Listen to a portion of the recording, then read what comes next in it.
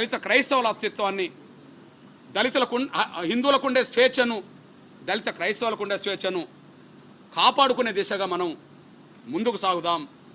ఖచ్చితంగా ఇట్లాంటి దుర్మార్గమైన చర్యల్ని తిప్పికొట్టే విషయంలో అందరం కలిసి అన్నదమ్ముల్లాగా మనం ముందుకు సాగుదాం.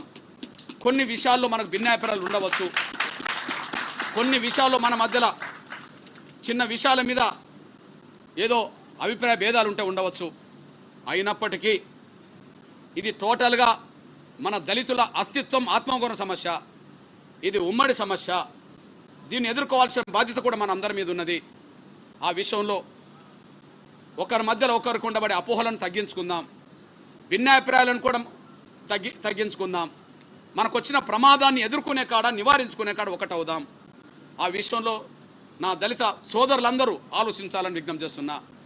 అదే సమయంలో అక్కడక్కడ సోషల్ మీడియాలో లేకపోతే ఇతరత్ర మీడియాలో మాదిగల మధ్యలో ఏదైనా చిన్న సమస్య ఉత్పన్నమవుతే దాన్ని పెద్దదిగా చేసే ప్రయత్నం ఎంఆర్పిఎస్ వైపు నుండి చేయొద్దని, మాలా వైపు నుండి కూడా చేయొద్దని, మన మధ్యలో చిన్న అభిప్రాయాలు భేదాలు ఆయా గ్రామాల్లో చిన్న సమస్యలు ఉన్నా కూడా అది సామరస్యంగా పరిష్కరించుకునే దిశగానే, అది అన్నదమ్ముల్లాగా పరిష్కరించుకునే దిశగానే మనం ముందుకు సాగుదాం. మన ఐక్యతను, మన అస్తిత్వాన్ని బలంగా నిలబెట్టే ప్రయత్నం చేద్దాం. ఈ విషయంలో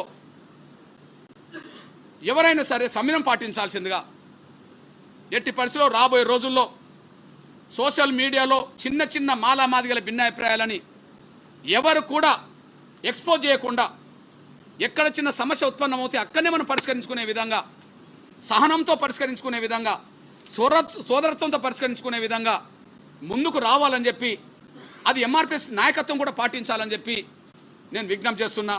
నా ఇతర దళిత సంఘాలు కూడా నేను విజ్ఞప్తి చేస్తున్నా.